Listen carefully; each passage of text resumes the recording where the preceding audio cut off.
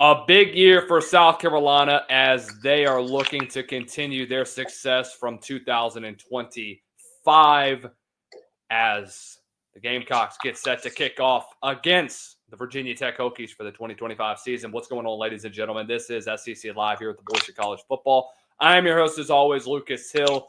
Joining me, Inside Carolina himself, breaking down all things South Carolina football.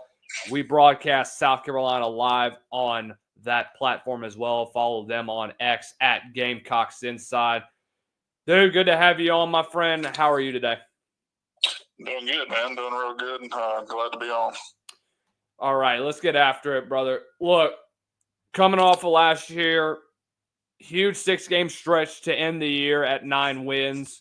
There's a lot of hype around this team that I don't think that you have really seen around South Carolina since the Spurrier era, which we've discussed in great detail. And I think it's very important that you address this because I know it's been a while since you've seen a program like this be in a real contention for a potential playoff / national championship since that era.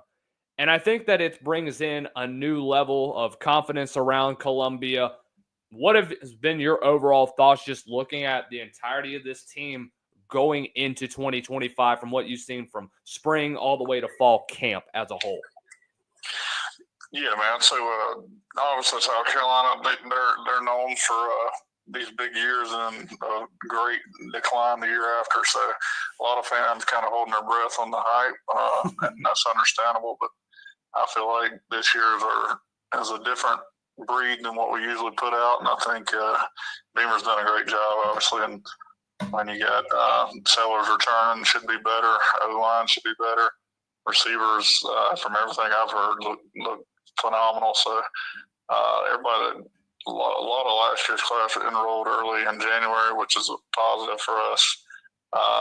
With all the young guys we had come in, we need somebody to step up. So them coming in January definitely helped kind of fill the holes that we're looking at going into this season. But obviously there's still some questions need to be answered, and we'll find that out on August 31st. But I feel better about this team than I have in previous years for sure. So I don't think it's going to be some decline like we had in 2023, but we won't know until we kick it off. I think the biggest thing between 23 and 25 is that you have an identity on the offensive side of the ball, and you have more consistency on the offensive side of the ball. And I think that comes with having a good array of receivers around you. When Spencer Rattler was in there in 23, you didn't have a standout star at that point in time. And it all starts with week 1 as well. And that typically defines what the season is going to be for South Carolina in years past. You look at what happened 2 years ago, take a loss in North Carolina, a team that 9 times out of 10, in my opinion, you are a much more talented team than them. You shot yourselves in the foot multiple times. Last year against Old Dominion, you win that football game, but you looked sloppy. And I was on a podcast with another guy that you know, and we were talking about how potentially South Carolina could be one of the worst teams in the SEC, and Beamer could be fired at the end of the year. But then you see the resurgence. You finally see Lenore Sellers finally get comfortable in this offense. You start making plays. You keep it close with Alabama. You get your ass screwed over against LSU. But then you go on that 6-game run. What changed between the first part of the season compared to the second part during that 6-game run? Yeah, man, I think earlier in the year we trying to get we had a lot of new pieces. Obviously, it was Sellers' first year starting. The O-line was switching in and out. We didn't really have the receiving core that we thought we had to begin the year. Defense kind of carried the way most of the season. But you could see some in that Oklahoma game, really the Alabama game, where it started clicking for Sellers, and they started to gel better. And we just put it together since the Oklahoma game, and it turned out being one of the greatest runs in Carolina football history. Compared to previous years? Oh yeah. Wow.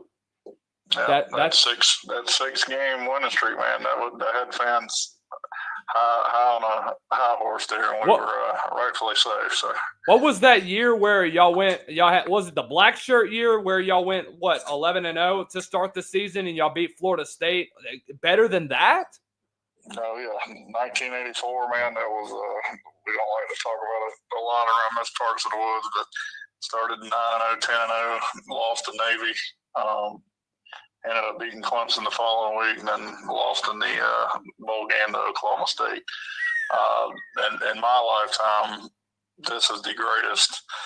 Last year was the greatest run in a long time. I mean, wow. Obviously, you can point to the 6-0 start back in 2011, 2012, whatever year that was, where we just spanked Georgia 35-7. But it felt like that type of run, and the way it played out, the way the first half of the year played out compared to the second, I felt like in my lifetime that's the greatest run in my lifetime. You know what's funny is that I was there that was my very first college football game I've ever attended. I'm an LSU guy. I was at some point. I'm from around Louisiana. My very first college football game, South Carolina against LSU, 2012, top 10 battle in Baton Rouge. It's Clowney, it's Connor Shaw going up against Zach frickin' Mettenberger and this LSU offense. And that was a dogfight from start to finish, so I'm glad that you mentioned that. But, man, that's something compared to other years in the Spurrier era and everything in between. Why do you think that there's so much hype compared to this year compared to other years during when you won an SEC East title compared to when you go 3 straight years with an 11-win season? Like, what's been the big difference with what this culture has been compared to those cultures? That's just the way Beamer created this culture, man, and the way that he's put this team together, and the closeness of the whole team and the fan base, and obviously Lenore Sellers, Dylan Stewart, those type of guys. This team's warranted hype, and I mean, this is the highest preseason we've rankings we've had since 2014. So, pulling this team all together and everything that goes into it, I think this is a team that's rightfully hyped, and hopefully they don't let us down this year. Do you think 13 is too high to be in the top in the AP poll, or are they too low? You know, I see the argument from both sides. Honestly, I could see why people say it's too high, and I can see why people say it's too low. In all reality, preseason rankings really don't matter all that much. I mean, you seen Florida State last year; they were top 10 in the country, and they lost the first 3-4 games. So, preseason rankings don't really matter until you kick it off. So, I think it's just about. I had us at 12, but that's just me. I may have garnet glasses on, but 13 seems about right to me. You know, when you look overall at this defensive side of the ball, there's just so much to be excited about.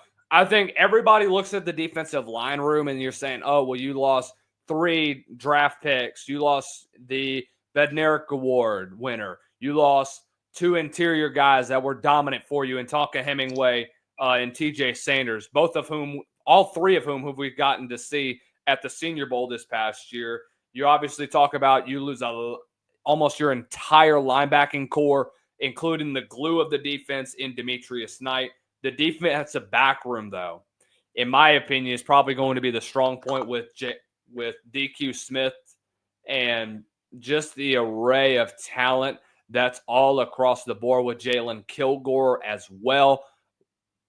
I want to directly focus on this defense as a whole. And I want to ask you this. Who do you think could be that Demetrius Knight glue at the end of the day for this defensive side of the ball? I've been saying his name since he got on campus, and I really think this is the guy to point to this season, and that's J.R. Johnson. He was a stud coming in. He played a little sparingly last year in some games, but I think this is his year to really take control of the defense and be the leader. You know, I'm glad you mentioned that because, I mean, there's no question in my mind because it's when you look at where he is with J.R. Johnson and you look at the entirety of what he's done just ever since he got on campus. And you're talking about a linebacking core that lost a lot. I know we've talked a lot about the Florida State transfer that, in my opinion, has made the biggest impact since he got on campus. You can help me out with his name. Was it? No. It wasn't Jaron, was it? No, Sean Murphy. Sean Murphy. That's who I'm thinking of. Yeah, Sean Murphy, in my opinion, who's been fairly well throughout fall camp. I'm pretty interested that you say J.R. Johnson and just seeing what this kid has. I mean, you talk about a guy that did a lot of good things this past year, saw some flashes of potential. You know, when you look at that as a whole, that linebacking core, even though they do have a lot of question marks, why do you say J.R. Johnson that could potentially be that Demetrius Knight? I know highly rated coming out of high school, number 8 overall linebacker in the country in the class of 24. What is it about J.R. Johnson that separates him from the rest of this linebacking core? Well, he's been there a little bit longer than some of these guys. He's showed flashes as a freshman, and Clayton White continues to talk about him just like he did. He reminds me of Eamon Worry. When Eamon Worry came in, Clayton White just raved about him. And he said, "We're not taking a step back at linebacker. We're going to be just fine." So I think JR is going to lead the calls. He's going to be the leader of the defense, and it may take a few games to really see that, but I think he's going to be the guy. Who's been running with the ones at linebacker? Well, obviously you got JR there, and then you got Sean Murphy, and then the Alabama guy. He's played sparingly there too. Jaron Willis is the name to remember. They got some freshmen that I like too, and Donovan Darden, and a couple of those guys. So, but mainly it's going to be JR and Sean Murphy. Donovan Darden, I'm surprised they moved him to linebacker. Do you think they'll move him to down to a defensive line role if he puts on another 10 or 15 pounds? Even though I know he's very rangy as a linebacker right now, but coming off as a edge guy, do you think there's a potential that Clayton White could move him around? You know, it wouldn't shock me. Clayton's known for moving guys around to the right fit, so it would not shock me one bit. I do want to ask you this before we let you go, because we do have a couple more things. When you look at the schedule as a whole, what is the most important game for South Carolina going into this year that fans really need to pay attention to and that could define this South Carolina season? Well, I mean, obviously a lot of people predicting us start 5-0. You get that bye going into LSU. For me, that's the biggest game. It's the revenge game from last year.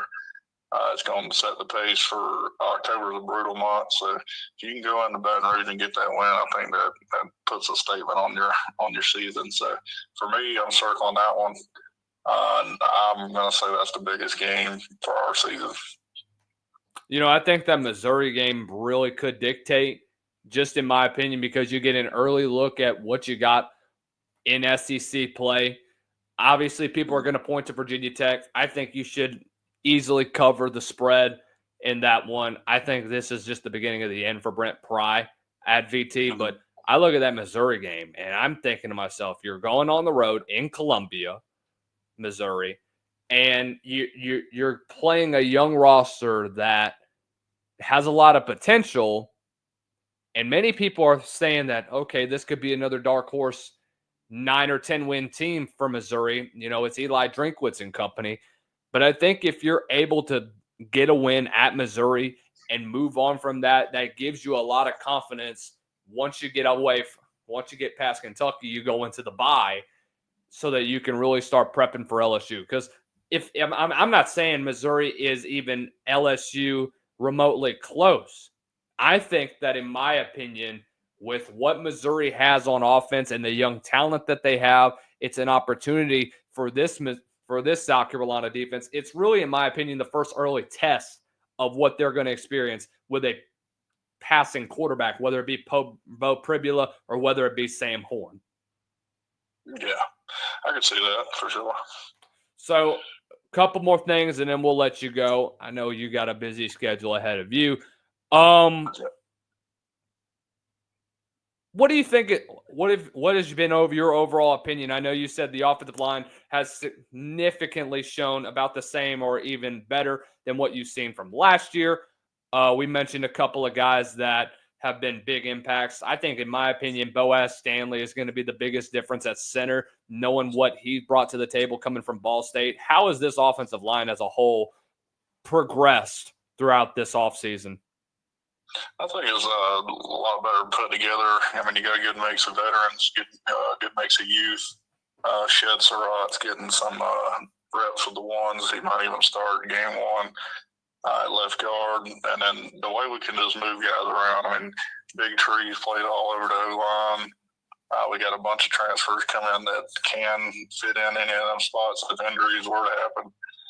So I think I put our two deep on the O-line up against anybody in the SEC. Going to be a fun year for South Carolina. Last one for you real fast. What is your expectation as a whole for South Carolina? I have them going 8-4, maybe 9-3 if you can steal a win. What is your overall hope, overall prediction for South Carolina in 25? You know what? I'm gonna go out on a limb and say we're not gonna take a step back like previous years. I think we're gonna take a step forward for once, and I got us on record as 10-2. I don't know how we get there. I don't know who we lose to, but I'm going 10-2 in that college football playoff berth.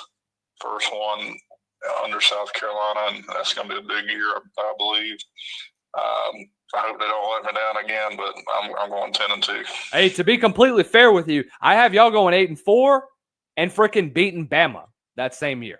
So yeah, that's just a little hint of it.